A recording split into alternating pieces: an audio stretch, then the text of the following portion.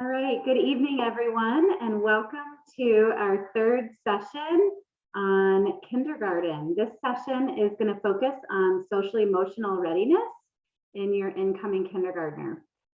Before we get started, I just want to share with you a few tips just to make tonight's session successful. And before we get to that, I want to take a minute and for all of you who are here for your first session, welcome. We are really excited to have your child join us in Lakota. And for those of you that are back for session number 2 or number 3, we're really excited to have you also. And we hope that you have found the previous sessions beneficial. If you haven't had an opportunity to see the previous sessions, they are available for you on lakotaonline.com under kindergarten. So you can go back and watch those sessions. So tonight, we are really excited to talk to you about social emotional readiness. During tonight's presentation, you do have the ability to chat with us via the question and answer feature. So on your Zoom screen, you should have the option to submit a question, and we will be answering questions throughout tonight's presentation for you. I want to remind you that if you have any specific family or student concerns, that you email either the building principal or myself directly, and we can work with you on those specific concerns. So keep an eye out throughout the question and answer. If someone asks a question, you might have that same question. You'll be able to see that question once it's answered. So without further ado, I would like to welcome tonight our 2 presenters, 2 of our early childhood school counselors, Jennifer Gillum and Jennifer Russell. And they have put together a wonderful presentation for you tonight that includes topics like what are some things you can do to prepare your child for kindergarten? What are some things that you can do to help with some of those anxieties for your child and for yourselves? And also looking at some resources and how to contact them throughout the school year. So I am going to turn it right over to them, and they are going to introduce themselves and also let you know how you can reach out to our school counselors. Hi, families. I am Jen Russell. I'm so happy to be with you here today. Kindergarten is truly a magical time, and we want it to be a magical time for your child and for you as well. Wanted to just share a little bit about the counselors that are in all the early childhood buildings. Every childhood building has a full-time counselor that is there Monday through Friday. Dana Hogarth is the counselor at Liberty. Dawn Hill is the counselor at Heritage. Hopewell and Shawnee are getting 2 fabulous counselors that will be announced at a later date. And then Jen Gillum, who is with us tonight, is at Wyandotte. Our phone numbers and extensions are there should you need to contact us. Wanted to share a little bit about what a school counselor does. We look at social emotional development as a journey, and we are on that journey with you. Just as students come in to kindergarten at different academic levels, students also come in to kindergarten at different social emotional levels as well. It's a continuum. We work alongside you and the teachers, family members to make sure that any barriers are removed so that your child can have access to academic learning and have social and emotional success. So thinking about how we support our students, there's lots of things that we do during the year to make sure that your student is getting socially and emotionally enriched throughout their kindergarten experiences. We teach classroom lessons on a variety of social skills. We might do a lesson on how to take care of big feelings, how to practice mindfulness or different coping tools. We also do various personalized lessons in a classroom. Maybe a classroom is working on a kindness challenge and they need to understand more of what kindness is. Maybe a classroom is having a hard time, thinking of things to do at recess and how to be a friend. We might do an individualized lesson on that, more personalized for that classroom. All the counselors do small group counseling on a variety of topics. Small group is one of our favorite things to do because it's so focused, centered on a specific social, emotional, or behavioral skill. Groups can range from worry groups. Sometimes groups might be on families that have 2 homes. how to make a friend or be a friend, friendship groups. So a lot of specific topics for small group. Anytime a school counselor meets with a parent, we always get parent permission from you. You would absolutely know if your child is going to be doing a small group or meeting with us individually. Again, it is such a team process, and you are very much a part of that team. School counselors also do short-term individual counseling. If your student is having a hard time separating from you, it might be a few sessions that they work with the school counselor to kind of get some tips and tricks on how to help with that separation. Maybe they're having a hard time transitioning or having a hard time with choices in the classroom. Those are all things that the school counselor can work with you and your child on an individual basis, depending on the need. One of our favorite parts of our job is working with the families and giving you resources and sharing ideas and getting to really know your child. What makes them, what makes them feel amazing? What is something they're really good at? What are things that we need to know about them to help them be successful? We love to do parent workshops and share different resources to help you on that journey. We do book talks and lunch and learns and coffee with the counselors, just to help you all get tools and tricks in your bags. It's hard being a parent, a guardian, a family member taking care of kids, and we are here to support you on that. Another piece is we help with longer term therapy services if you are needing outside counseling or a community resource referral. We can help you with that. We also work in coordinating large school-wide programming. We do Kindness Week. We do holiday help, pennies for patients, different pieces in the community that help kind of bring us together as a school, various community projects.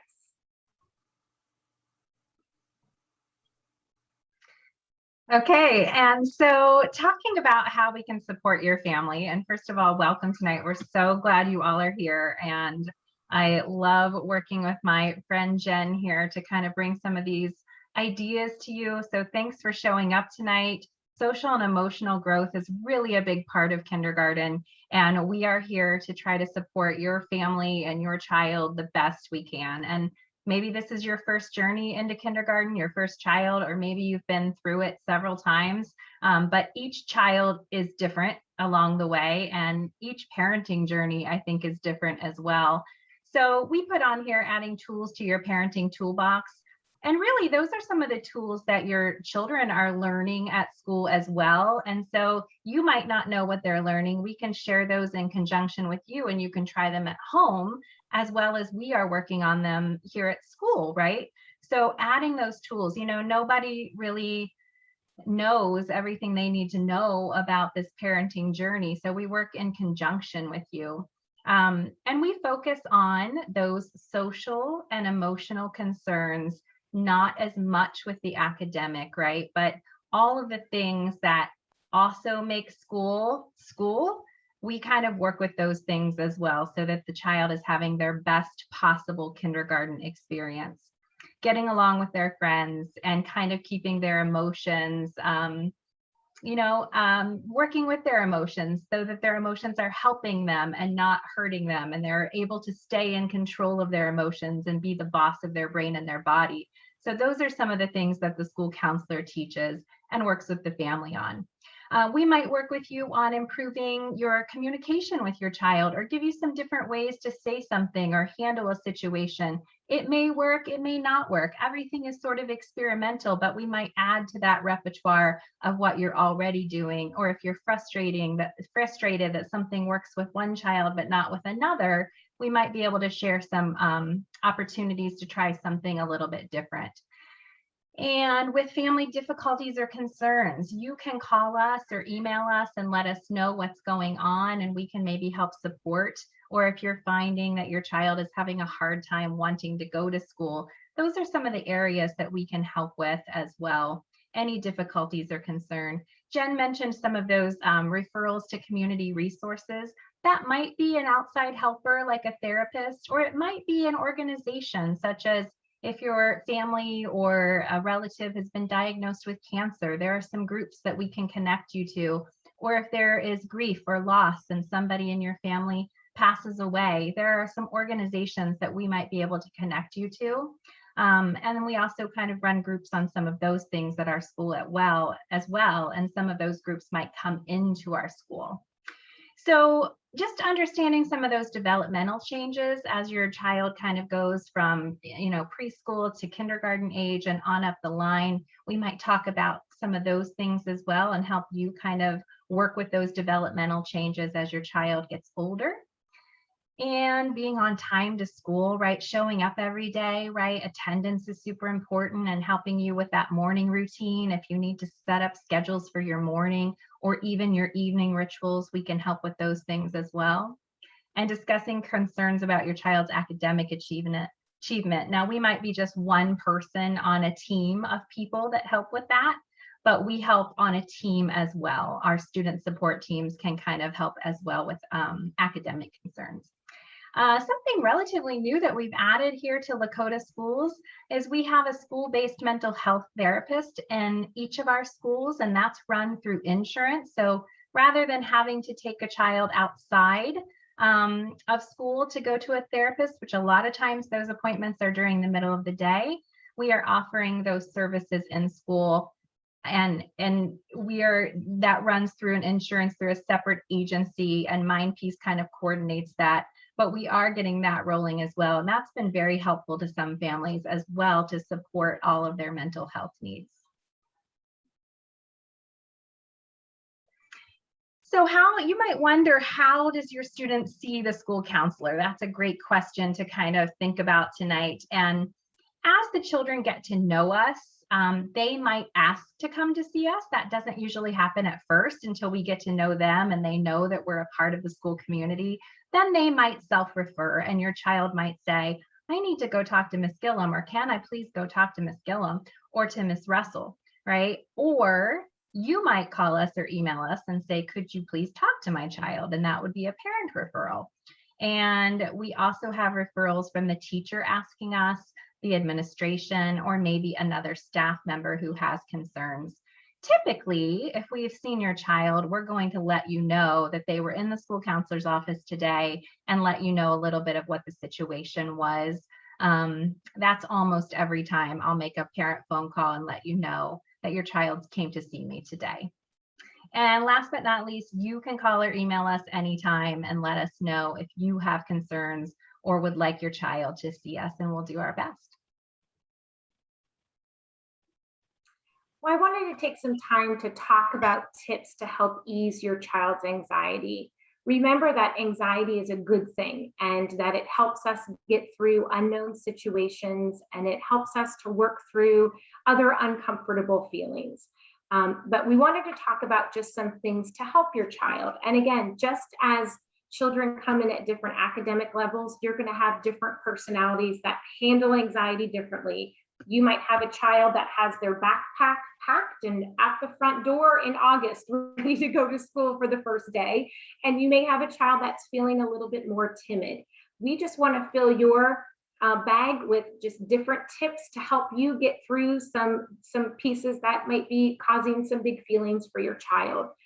Progressive muscle relaxation is one of my favorite tools to use. There are a lot of great scripts on YouTube that teach students to kind of recognize clues that their body is giving them when their muscles are feeling tight. Their job is to just kind of let their muscles go loose. And the scripts help them walk through the different parts of their body, starting at the top and going down to the bottom. Deep breathing is just a great ritual to get in the habit of. If you Google deep breathing for kids and click images, there are a plethora of different visuals that you can use to help your child kind of have a base. Square breathing, there's roller coaster breathing, star breathing, and the visual helps them to understand when to inhale, when to exhale. And remember, at this point in your child's social emotional journey, they're at that co-regulation stage. So this is something that they need you to do with them. These are great things to do in the car when you're waiting for another child at a sporting event, or while you're making dinner, get some visuals out and practice those star breathing. Positive self-talk is another great technique to use. We call that our brain talk, and our brain talk can be positive or it can be negative. We kind of frame negative as stinking thinking that we don't like our brain to have. It tricks us into thinking things are real when they're not. And kids love to use Post-it notes, especially if you're noticing that I don't want to go to school, I don't like school, I'm nervous about school. Kind of taking those Post-it notes and putting them around the house, like, I can do this, I am strong, I am brave. And they love kind of decorating those around the house with good brain talk pieces. Coping cards are another great thing to use. Those are just, you could take some index cards and you can write on there different tools that pertain to your child. Maybe they need to give themselves a big squeeze. Maybe a coping card might be one of those breathing boards. Another coping card might be to read a book or to go outside, something to help with big feelings. Again, these are all lifelong lessons as well. Social skills groups are another great opportunity to help ease your child's anxieties. Looking for summer camp opportunities, different social organizations that might help them to be able to be in a group and interact in a group, and show them that even when I start something new for the first time and I'm not sure what to expect, I can do it. Just like school, I'm not sure what to expect and I can do that. Guided imagery, going out and these are all things to just kind of ease their mind and body, looking for sounds and smells and feelings. Different places that they might see leaves or different smells that they're experiencing. Establishing a routine for bedtime and morning. This is something that is very helpful, especially those first couple months of school, when they are feeling very out of control or maybe feeling worried about what's to come. Just taking a picture of them as they're doing each job. Maybe you're taking a picture of them, brushing their teeth and laying their clothes out for the morning and, going to bed. And their morning routine might be, eating breakfast, brushing my teeth, getting my backpack on, saying bye to mom or dad or grandma or grandpa, getting them situated and into that routine of what's to come next helps children to feel at ease and helps their anxiety and understanding what's to come. It kind of puts control back in for them. And music is so therapeutic for calming students and relaxing them and making them feel at ease. So think about those morning times when it's chaotic and can be rushed. Just something as easy as, putting on music can be something that's calming for your child. And we are all parents and we understand that we have anxiety too. This is your baby that is going to kindergarten. I'm sure you're thinking, I can't even believe this time has come. We have some tips for that as well. Your kindergartner definitely takes their cues from you. So remember that, you remember to take your deep breaths and know that you can do this too. And it's okay once they get dropped off to school to call your person and talk through your feelings as well, because it is a big deal. And, we want to validate your feelings as well. Showing your enthusiasm and excitement for kindergarten, talking about what it was like for you when you were in kindergarten and remembering your kindergarten teacher and fun things that you like to do when you were in kindergarten. Modeling your belief in your child, sharing that they can do it and they're brave and they're strong, kind of where those Post-it notes come in, where you're adding different strong brain talk statements and expressing how proud you are of them starting their school journey and going forward to this. Helps them feel empowered and ready and to start their journey. If you are noticing that your child is feeling nervous or scared, you could always provide them with a little family picture is very helpful for kids, or a little note from you, or sometimes parents draw little things on their child's hand or a smiley face, and starting a ritual with them. The Kissing Hand is a great book. You can YouTube it, and it just kind of talks about that separation from my family and doing something together so that I know that they're with me when I am not with them. We never want you to feel stressed or worried about your child's anxiety if they are experiencing that, please reach out to your school counselor and we will help you through that. We never want you to be on that journey alone. So please don't hesitate to call us and we can work together to think of a plan to help them so that they're transitioning from school to home and home to school. So you might be wondering, well, what can I do to help along this journey? How do I help my child now before they even go to school? What do I do to practice and prepare maybe over the summer? Not to obsess about it, but just to focus on that readiness skill, right? Because like Jen said, we have to keep our own anxiety in check and let them know that we believe in them and that it is going to be just fine and that their teacher is going to love them and take care of them. And it will take some time to settle in, but they can do it. So what I've noticed is that sometimes when we think about readiness for kindergarten, parents think about academics. Do they know their letters? Do they know their numbers? Are they ready to learn? Do they know these things? And can they read? But I think if we could just push pause on the academic piece of it, there are some other things that I think in talking to my teacher friends, they really want you as parents to consider that are also a big part of kindergarten readiness. And these are some things that you can definitely practice over the summer. These are readiness skills as well, right? And we can handle some of the numbers and the letters and the reading, and everyone will learn. But some of the independent skills are really important to consider over the summer. You know, a teacher has many students in his or her classroom, and they have to be fairly independent at some things, like their restrooming skills, right? So this summer, go to those public restrooms and let them do some of the things on their own that you might be used to doing for them, right? Have them try to handle the hand washing. Now, if they can't reach and it's a public restroom where the sink's too high, yes, you might have to help, but let them do as much as they can independently without your help. And that is a huge help for the teachers as kids come into kindergarten. Put some different clothing on them that needs to be zipped or buttoned, right? Because when they go to the restroom, there's not going to be an adult right there by their side to help them with some of those things. Now, of course, we help if they need help, but the more they can do those things on their own, the more independent they feel, they're going to adjust to that kindergarten experience a little bit better. So, you know, be mindful of what you dress them in so that they can take care of their own needs. If they need to buckle something or tuck something in, kind of be aware of that.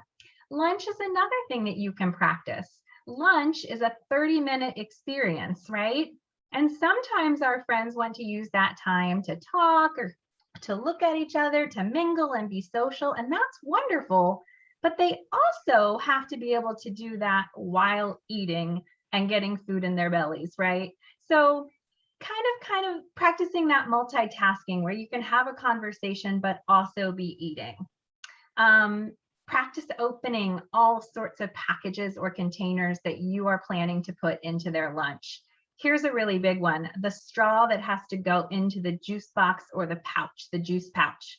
That is a huge skill for kindergartners to learn, right? And think about a lunchroom where there's so many kids, they might have to wait a while for someone to come around and help them. Of course, we help them and we have cafeteria workers and we hopefully will have some parent volunteers next year, fingers crossed, that can come in and help the kids. But the more they can do on their own, the more successful they will feel right out of the gates. So keeping those things in mind, let them do it themselves, right? Let them try. Clothing, shoes, and backpacks, right? Can they tie their own shoes? If they can't, consider Velcro for a while just so they have those independent skills, but practice with tying those shoes, zipping and buttoning things. You know, even backpacks, right? They have a lot of zippers. They have to kind of put stuff into their backpack, take stuff out, zip it up, get it on their back. Those are all things that can really, really help the kindergarten teacher and help your child adjust and feel that sense of independence that we want them to feel so that they can have that success. It will be summer, but practice with hats and coats and gloves and all of those things that they're going to need throughout the year. Hair bows, whatever you're dressing them in, make sure that they can, try to attempt to handle some of those things themselves, or adjust the clothing a little bit so that they feel more comfortable and more independent. Those are huge readiness skills for kindergarten that I know all of the teachers want us to share with you. It really helps.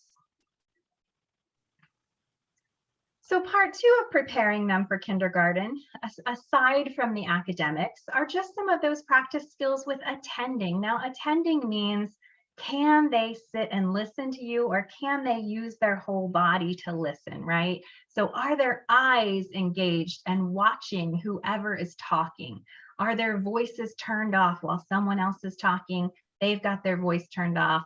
Are their ears listening? Can they repeat back to you what you just said to them or what the speaker just said? Is their body able to be still for a certain amount of time on the carpet? We're not talking for hours here. We're talking 10, 20 minutes at a time. Can they attend and practice those things, right? Keeping their hands to themselves. A great way to practice attending skills is to go find somebody else who has something to share with your child. A library is a great place to go for story time, right?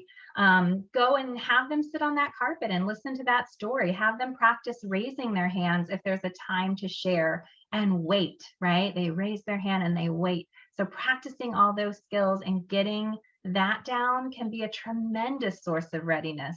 See if they can do that, right? The last one to prepare them is just paying attention to their friendship skills. Now, if they've done a lot of things and been in some activities, they might have some more practice with this. But if not, maybe you can plan a few play dates and watch how they interact with different friends. Maybe have 2 or 3 friends together if you feel safe and it's, safe during COVID times. Those are great ways to practice some of the readiness friendship skills. Sharing and taking turns. Listening to their friends. If their friend has an idea, we have to listen to our friend and share those ideas to problem solve and compromise. When you are in a classroom of 25, it can't always be your idea first, right? You sometimes have to share with your friends and share ideas as well. A good one that we talk about is learning how to accept the no.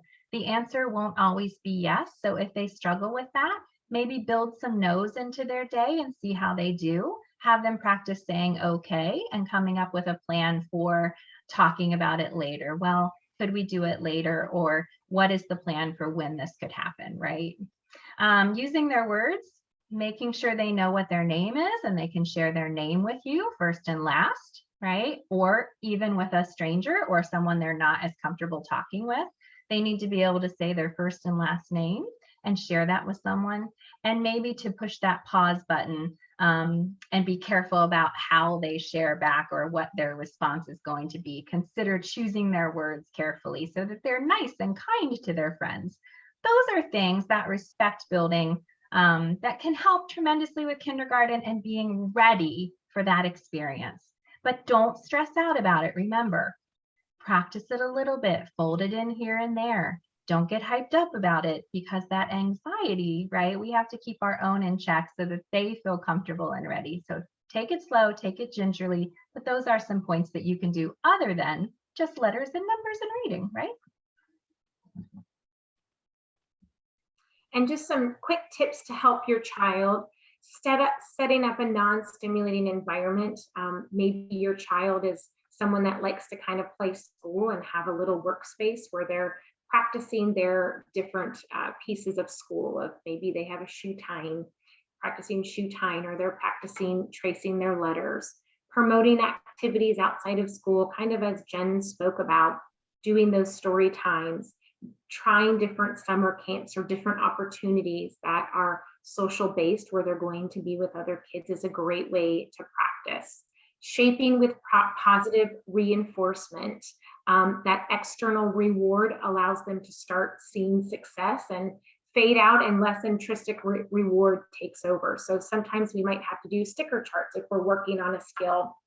Maybe you're working on them being flexible and going with the flow during the summer schedule. And when they're showing that they're able to accept the change in a schedule or a change in a routine, they might get a star on their sticker chart or a cotton ball in their jar. And so many earns them a reward of some sort.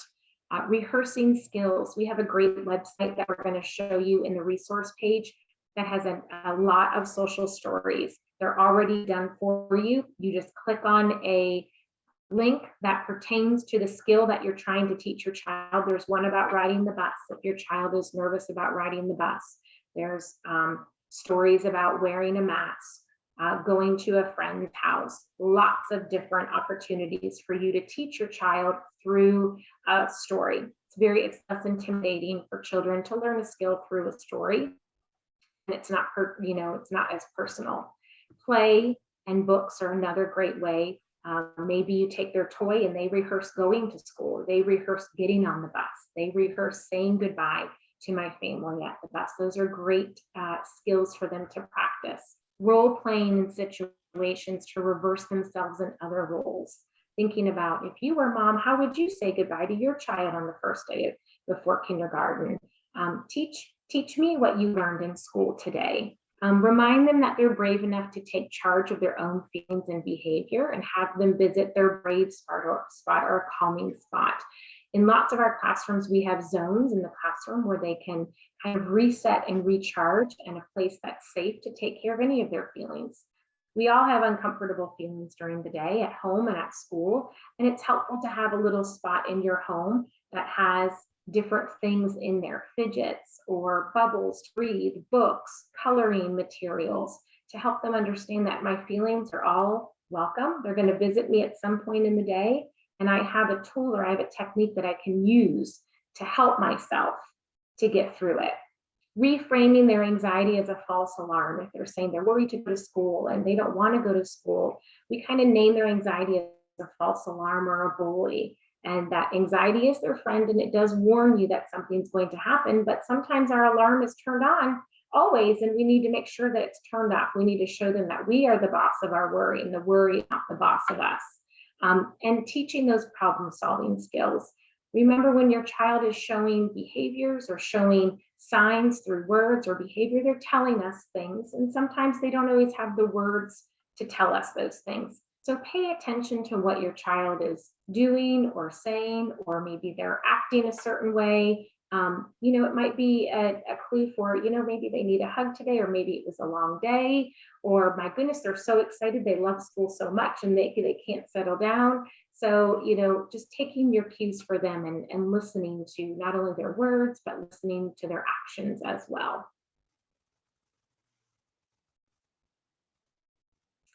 And lastly, just wanted to share a resource page. That social story piece that I was telling you about is the second one. It's in parentheses, great stories to help kids. You just click on that, and there are so many different stories to choose from. PBIS World is another great one that highlights different skills, social skills for students to use as well. YouTube is a great resource to use for read alouds. If your child doesn't have the opportunity to go to the library and listen to a story, my favorite author to listen to is Julia Cook. She writes a lot of social emotional books that pertain to a specific topic of social emotional learning. Put on a video of her reading a story. That's a great time to practice listening to a 5-minute story, and just notice how your child is able to sit and, attune to what is being said.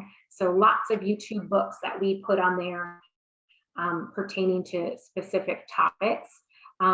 Another piece that's a really good one is the Mind Peace Room. It's the third resource. It's just a virtual calming room that your student can click on, and it takes you to different rooms. There's an early childhood room. There's calm meditation music. There's different movement pieces, understanding your feelings, water bottle calming jars. So just a great resource, again, for you to use to help your child with those big feelings and those big emotions. And again, if you have a topic of something that you're looking for more information on, please don't hesitate to reach out. Yeah, and I think too, these were just some that we selected to put on here in terms of the books.